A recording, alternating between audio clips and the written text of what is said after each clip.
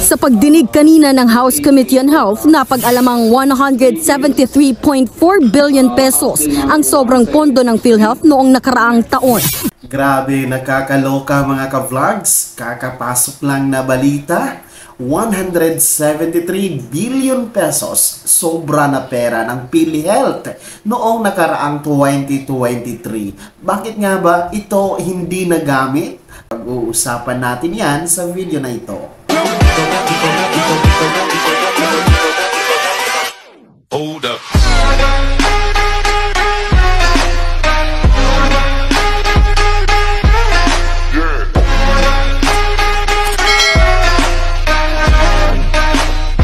Hello mga ka-vlogs! Welcome dito sa aking YouTube channel. Magandang araw po sa lahat ng mga manunood. Sana po kayong dako sa mundo.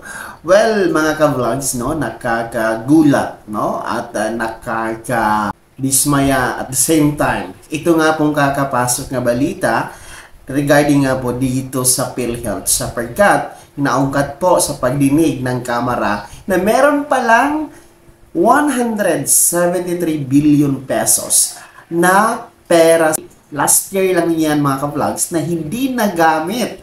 Ibig sabihin ay nasa PhilHealth lang, hindi nagamit para sa mga PhilHealth members or di kaya hindi nagamit doon sa mga benepisyo natin sa pagiging miyembro nga ni PhilHealth. Nakakaloka ano po? Pero bago natin yan ipagpatuloy ang pag-uusap, hinggil nga po sa nagbabagang issue na yan, kung bago ka pa lang dito sa aking YouTube channel ay maaari nyo pong i-click ang ating subscribe button na nasa baba at huwag kaligtaan na i-turn on ang notification bell para ma-update kayo sa mga videos na i-upload ko. So dito, mabalik tayo sa issue, nagbabagang issue dito sa Philippine Health Insurance or itong PhilHealth mga ka-vlogs. Sapagkat meron po kasing pagdinig sa Kamara hinggil nga dito sa PhilHealth at naungkat nga po no na at nadiskubre sa mismong pagdinig no sa Kongreso na meron palang malaking pera itong PhilHealth na hindi nagastos, hindi nagamit noong nakaraang taon. So take note, nakaraang taon pa ito mga vlogs, 2023. At hindi lang ito basta-basta pera, no? Hindi lang ito milyon, kundi bilyon po ang sinasabing pondo na hindi nagamit ng PhilHealth.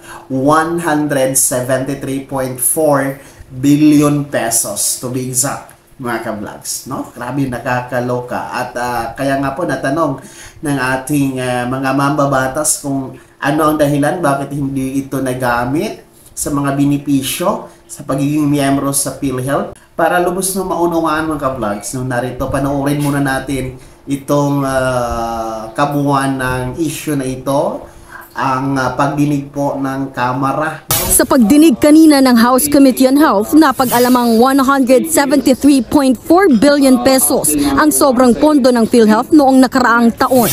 Galing yan sa mga nakolekta nilang pera sa mga direct contributor. Bukod pa yan sa higit 38 billion pesos na government subsidy ng PhilHealth at ang halos kalahating trilyong pisong reserve funds ng state insurer.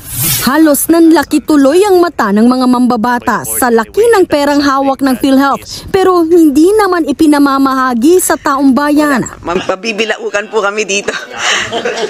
Katulad po ng PhilHealth, kayo PhilHealth clearly nabibilaukan po kayo sa dami po ng pera na pumapasok sa inyo.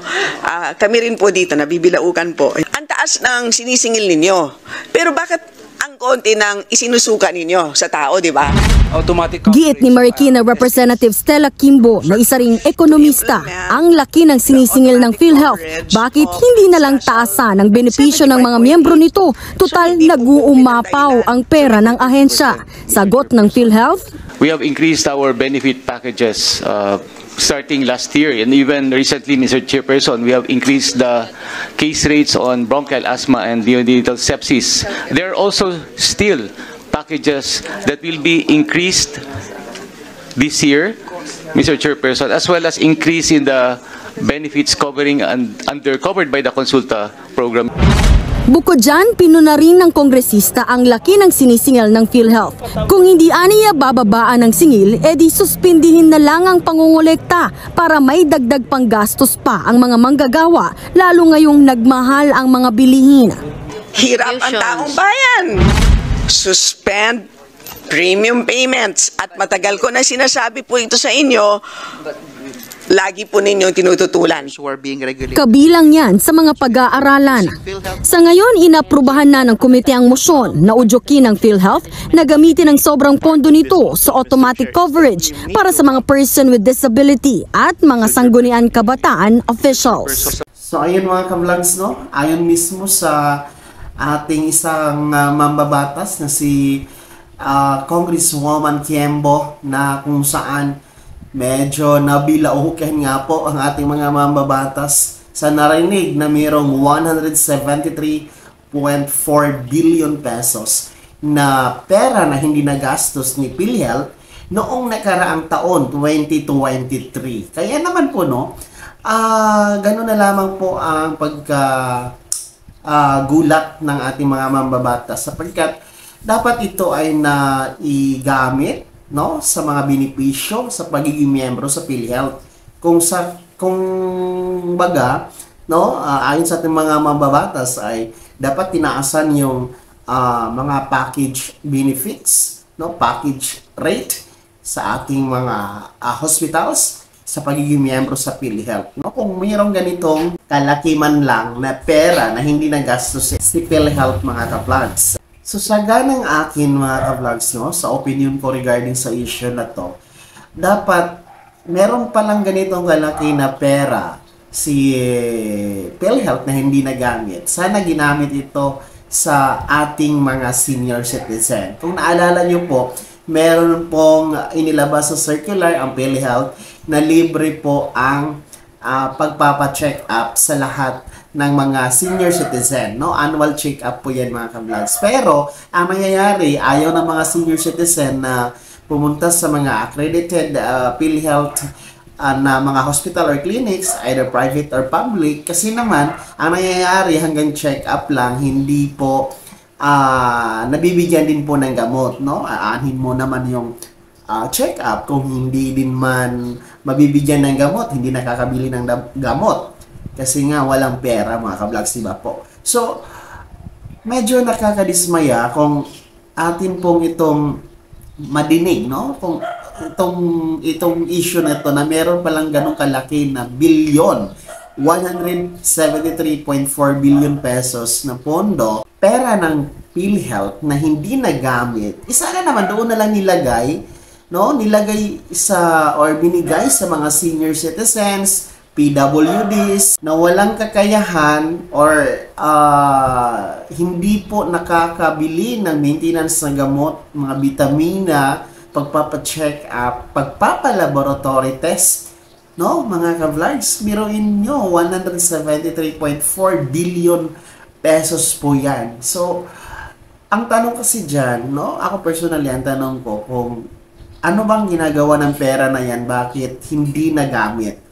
Ano ba ang purpose? Kasi baka naman mangyayari din po yung noon na alam niyo naman yung history noon na bilyones din ang nawawala sa pera ng PhilHealth, no? Baka mauulit na naman ngayon kasi alam niyo ang korupsyon sa Pilipinas hindi lamang sa isang ahensya, sa lahat ng ahensya nagkakaroon ng korupsyon. Hindi naman natin sinasabi, hindi ko naman sinasabi na baka i-corrupt ito, pero parang gano'n na nga, no, mga ka-vlogs, baka naman magamit ang pera na to sa hindi tama, no, kasi napakalaking halaga. Bakit pera naman to ng mga miyembro, pera naman to ng mga PhilHealth members, bakit hindi na lang ilaan ito, ibagsak ito sa lahat ng government hospitals or private hospitals na accredited sa PhilHealth,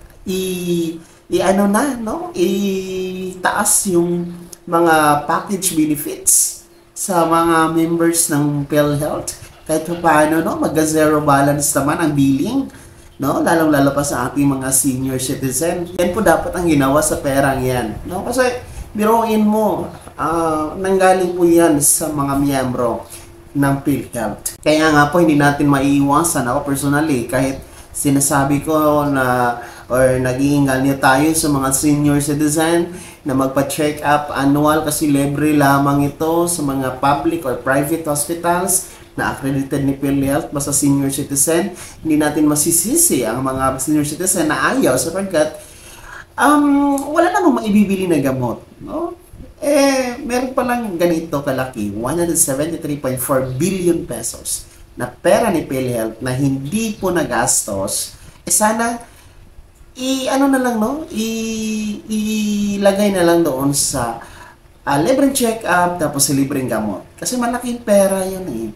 Kayang-kaya yung tustusan ang tinatawag natin na libreng gamot at libreng check-up ng ating mga senior citizen. No? Ilan lang naman ang senior citizen, di ba?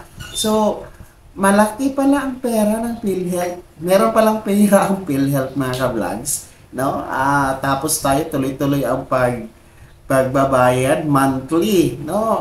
Kung ganun, tama yung sinasabi ni Representative Kiembo na ihinto na lang ang pagbayad ng premium monthly. No? Ihinto muna kasi lalong lalaki yung pera ni PhilHealth kung every month tayo kinakaltasan sa sahod, nagbabayad ng contribution, diba? Tapos hindi naman pala ginagamit, hindi naman binibigay full na benefits, hindi naman po inalagak doon sa talagang benepisyo ng mga PhilHealth members. So sana ihinto muna yung pagbabayad natin ng monthly premium at saka ibigay na yon, no?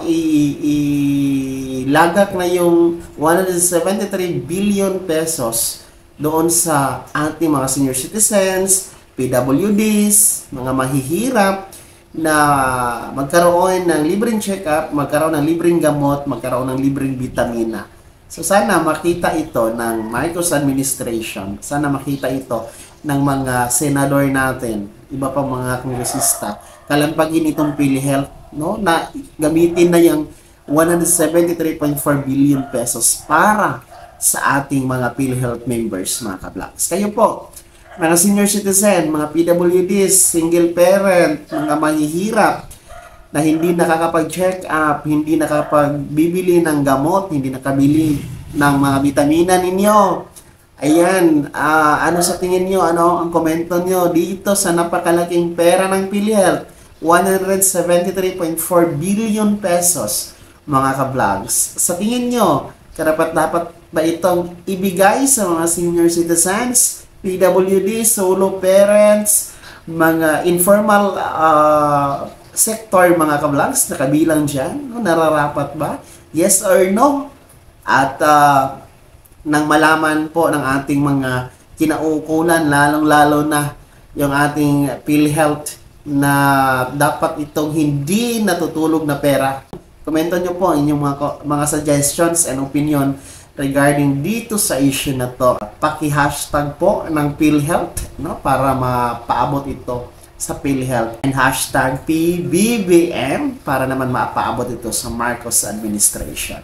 Sana naging gabay ang video na to kahit paano nabigyan tayo ng bagong kaalaman at na-aware po tayo, no, sa mga issue, mga bagay-bagay na nangyayari po sa ating lipunan. Kung hindi ka pa nakasubscribe dito sa aking YouTube channel ay maaari nyo na i-click ang ating subscribe button na nasa baba. Huwag nyo kaligtaan na i-turn on ang notification bell. Ilagay nyo po sa all para updated kayo sa lahat ng mga videos na i-upload ko. Maaari mo ding i-like ang video na to. Kung meron ka pang mga katanungan ay maaari nyo i-comment sa comment section na nasa baba. At paki-follow na din po ang aking official Facebook page na nasa screen nyo. Muli po, ako si Daniel Timpawa na nagsasabing dito sa aking YouTube channel, Pawang Katotohanan at lahat totoo lamang.